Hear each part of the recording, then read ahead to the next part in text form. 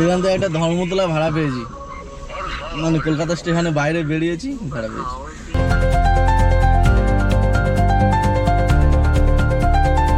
High guys, welcome to back to my Joyanta Halda YouTube channel. আশা করি তোমরা সবাই ভালো আছো। তোমাদের ভালোবাসায় সকাল সকাল গাড়ি নিয়ে বেরিয়েছি, আর ভাবলাম যে অনেক বন্ধুর অনেক কোশ্চেন আছে, সেইগুলো দেওয়া যাক। যেহেতু এক সপ্তাহের ওপর হয়ে গেছে ভিডিও ছাড়তে পারিনি, কারণ সময় হয়ে ওঠেনি, আর এই ভোর থেকে চালাচ্ছি তো তাই একটু অসুবিধা হয়ে যাচ্ছে, তো তার জন্য দেওয়া হয়নি। তো চলো আজকে দেখাবো কত কি আর্নিং রবিবারের বাজার। আর তার চেয়ে সবথেকে বড়ো কথা, অনেক ভাইয়ের কোশ্চেন যে দাদা তোমার এই গাড়ি কত কিলোমিটার দিচ্ছে, কত কিলোমিটার চলে। তো এক চার্জে আমার চলে 200 থেকে 240। এবার তোমার চালানোর উপর নির্ভর, তুমি যদি ঠিকঠাক চালাতে পারো তাহলে তোমার মোটামুটি 240-40 চলে যাবে। ওই 200, 210, 15, 20 এবার তোমার চালানোর উপর, ঠিক আছে। তো চলো আজকের ভিডিওটা তোমাদের দেখাবো কত টাকা আর্নিং করলাম, আর কি হলো, কত টাকা চললো। পুরো 100% চার্জ আছে, ঠিক আছে। আপাতত 100% চার্জ আছে। আর সকালবেলা বেরিয়ে পড়েছি, এখনও পুরো একটা ভাড়া নেই, 20-25 মিনিট দাঁড়িয়ে আছে, ভাড়া নেই। আগের রবিবারে এতক্ষণে ভাড়া মারছিলাম, আগের রবিবার নন স্টপ ভাড়া মেরেছি, ঠিক আছে। গাড়ি কোনো জায়গায় দাঁড় করাতে হয়নি। আর আজকের ভাড়াই তো নেই, কী হয়েছে জানি না, হয়তো একটু বেলার দিকে তো ঢুকবে, কী হবে। যাই হোক, বেরিয়েছি মানে তো কাজ তো করতে হবে। তো চলো আজকে ভিডিওটা পুরোটা দেখো। আর এইটা অনেকে বলছো যে দাদা কত কি পড়লো, দেখো তোমার ডাউন পেমেন্টের উপর পড়বে, ন্যায্য দাম 11.5। এবার তুমি কি ডাউন করলে, কত কি করলে, সেই হিসাবে আরও বেড়ে যাবে, ঠিক আছে। 5:12 বাজে, ঠিক আছে।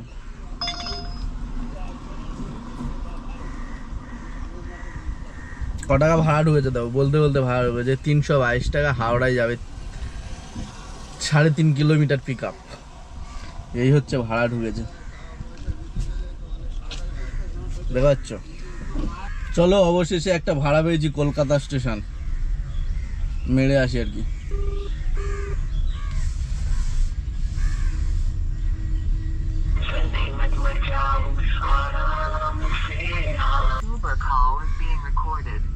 হ্যালো হ্যাঁ ম্যাম, ইমার্জেন্সি সামনে আসুন। ওকে ওকে। দাদা নন্দিনী ভাড়া, নন্দিনী বুকিং করেছে? কে বুকিং করেছে?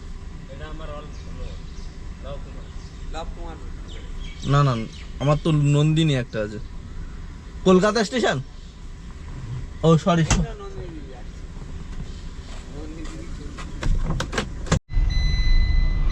চলো দিনের প্রথম first trip complete, non AC ভাড়া পেয়েছিলাম, পিয়ারলেস টু কলকাতা স্টেশন।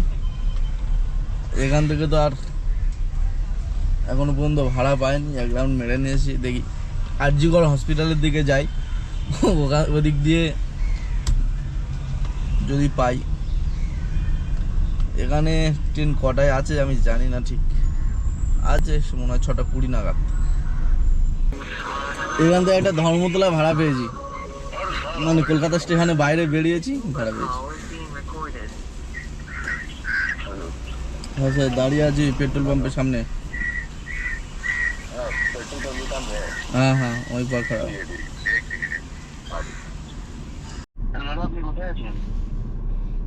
এই লাভিং ক্লাবের এই পাঁচটার ভিতরটা, আমি ঠিক জানি না জায়গাটার নাম, কিছু তো দেখা পাচ্ছি না। আপনি লোকেশন থেকে জলদি চলে আসুন। হ্যাঁ আসছে আসছে।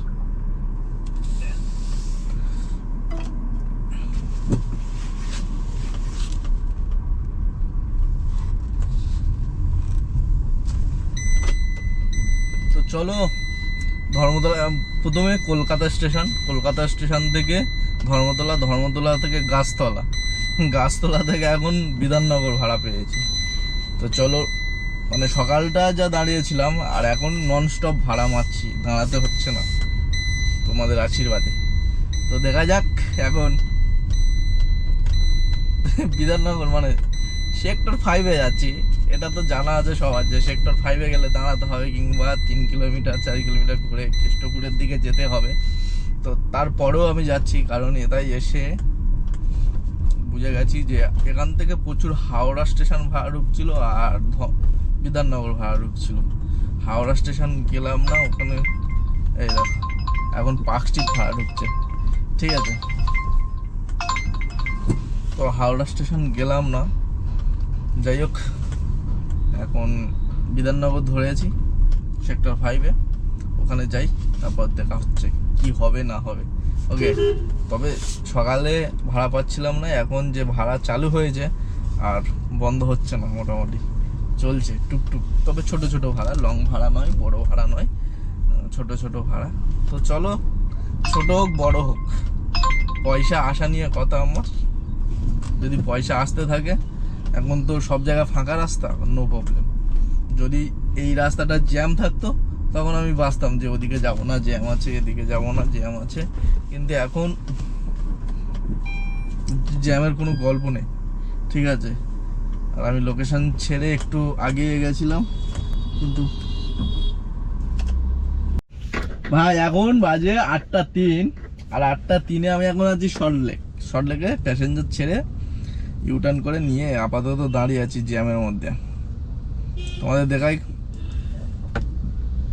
8:05, আমার ইয়ের কাঁটা ঘড়িতে, গাড়ির ঘড়িতে 8:03 দেখাচ্ছে, 8:05 বাজে। এখন আছি সল্টলেক, ঠিক আছে।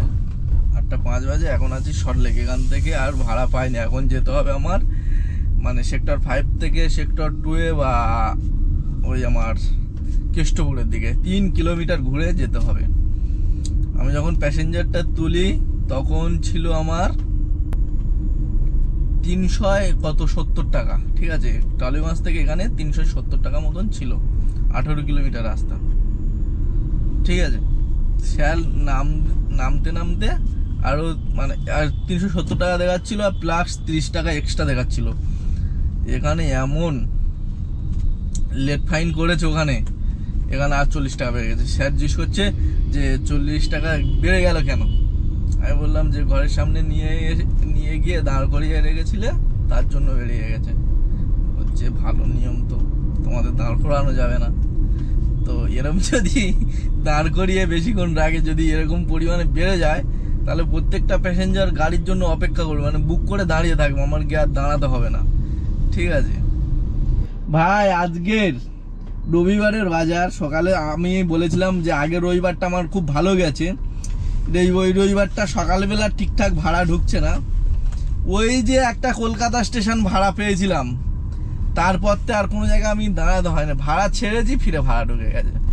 মানে এরকম লেভেলের রবিবারের বাজার আমি জানি না, বাইক চালালেও আমার সেম ভাড়া, মানে খুব সুন্দর বাজার যায়। আর রবিবারে বাইক চালালেও খুব সুন্দর বাজার যায়। এবং এই 4 চাকা নিয়ে বেরিয়েছি, তো সেই থেকে আমি টিফিন করব, টিফিন করার মতন সময় দেয়নি আমার, যে একটুখানি এখানে এসছে দাঁড় করে রাখি, ফিরে কিছুক্ষণ বাদে ভাড়া দেবো না ভাই। প্যাসেঞ্জার লেবেছে, এন্ড করেছি, ব্যাস, ফিরে আবার ভাড়া ঢুকে গেছে। এখান থেকে দমদম যাব, ভাড়া ঢুকে গেছে। তো চলো, রবিবারে কিসমত আমার খুবই ভালো থাকে, তো এই প্যাসেঞ্জারটাকে রিসিভ করে নিই। তো তারপর এখান থেকে ফিরে পাবো কিনা এটাই আমার লাস্টের আগের স্টেপ।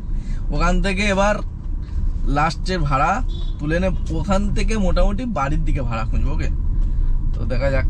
এখন বাজে 9:07, আর আমি টলিগঞ্জ ফাঁড়ি থেকে ভাড়াটা রিসিভ করছি। ভাই চলো, এখন ঘড়ির কাঁটা বলছে 10:13 বেজে গেছে। টলিগঞ্জ থেকে এসছি এয়ারপোর্ট, আর এয়ারপোর্ট থেকে এখন বাড়ির দিকে খুঁজতে হবে, কোনো কথা চলবে না এখান থেকে, কারণ 10টা বেজে গেছে ভাই। আমার বড় ভাই ফিরে গাড়িটা ধরবে, গাড়িটা চালাবে, তারও তো সময় দিতে লাগবে। তো তার জন্য এখন ডিরেক্ট বাড়ির দিকে, অজয়নগর, যাদবপুর, ঢাকুরিয়া, বাঘাযতীন, বালিগঞ্জ, এদিকে যত মানে ভাড়া পাবো নিয়ে চলে যাবো, দেখি।